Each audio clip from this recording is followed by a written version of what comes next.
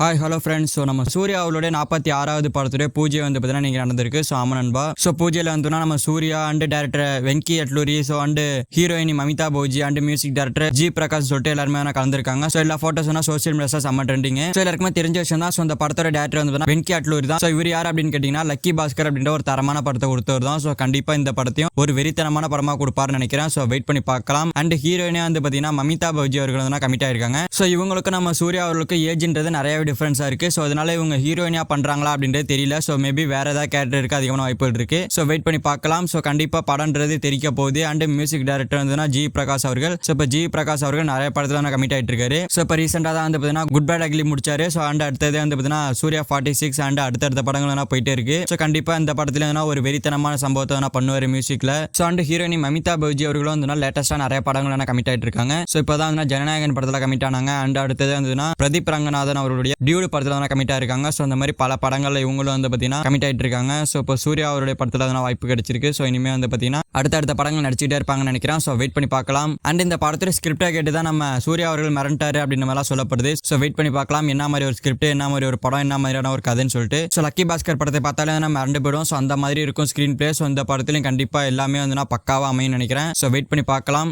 And இந்த படத்தோட release வந்து பார்த்தீங்கன்னா 2026 சம்மர்ல ரிலீஸ் ஆகும் அப்படின்னு சொல்லப்படுது. ஸோ அதாவது ரெட்ரோ எப்படி ரிலீஸ் ஆனிச்சு மே 1ஆம் தேதி. ஸோ அதே மாதிரி ரிலீஸ் ஆகும் அப்படின்னு சொல்லப்படுது. ஸோ வெயிட் பண்ணி பார்க்கலாம். ஷூட்டிங்ன்றது இந்த மே மந்தோட எண்டில் வந்து ஸ்டார்ட் பண்ண போறாங்களாமா. ஸோ கண்டிப்பா தாறுமாறு சம்பவம் தான் சொல்லணும். செகண்ட் இப்போ நம்ம சூர்யா அவருடைய 46வது படத்துல பூஜை போட்டோஸ்லாம் ரிலீஸ் ஆயிருக்கு. ஸோ கூடிய சீக்கிரமா பூஜை வீடியோ ரிலீஸ் ஆக போகுது. ஸோ இதெல்லாம் பத்தி நீங்க என்ன நினைக்கிறீங்க அப்படின்றத கமெண்ட் பாக்ஸ்ல கமெண்ட். இந்த வீடியோ பிடிச்சிருந்தா லைக் பண்ணிட்டு நம்ம சேனல் சப்ஸ்கிரைப் பண்ணி சப்போர்ட் பண்ணுங்க. ஓகே, தேங்க்யூ ஃபார் வாட்சிங். அடுத்த பார்க்கலாம். தேங்க்யூ.